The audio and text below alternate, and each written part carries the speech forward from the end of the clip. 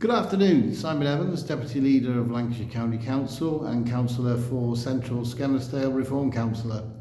Today we see unemployment rise to 5% and it will rise further. This is due directly to Labour's hike in national insurance. GDP has flatlined. GDP per capita, per person in the UK is falling. In short, we are getting poorer and poorer person by person.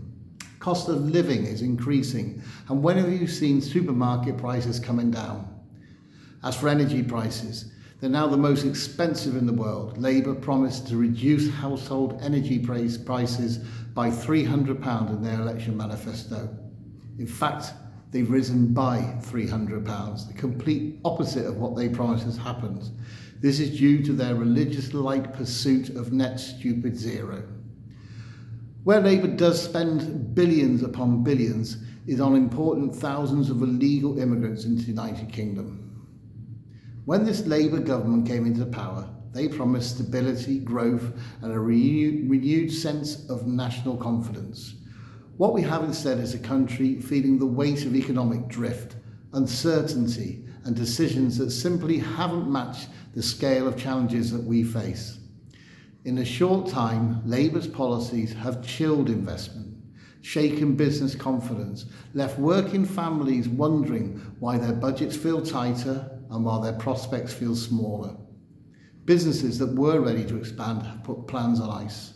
Entrepreneurs that should be driving innovations instead stuck navigating new and never-ending layers of bureaucracy.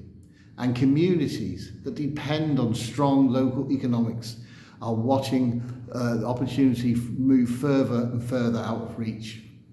We were told Labour had a plan.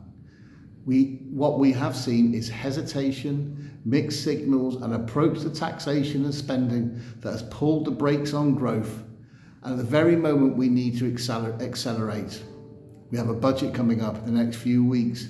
Just watch as Labour yet again will tax the ordinary people and cut services.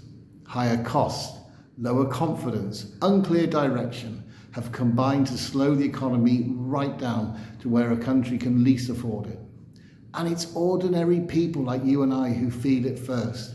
Higher living costs, stagnant wages, public services under pressure, a sense that the horizon is shrinking.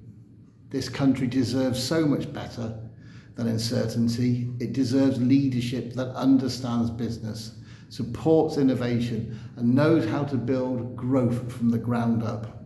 It deserves a government that believes in unleashing potential, not limiting it. And it deserves policy rooted in economic reality, not political convenience. This current government have none of this.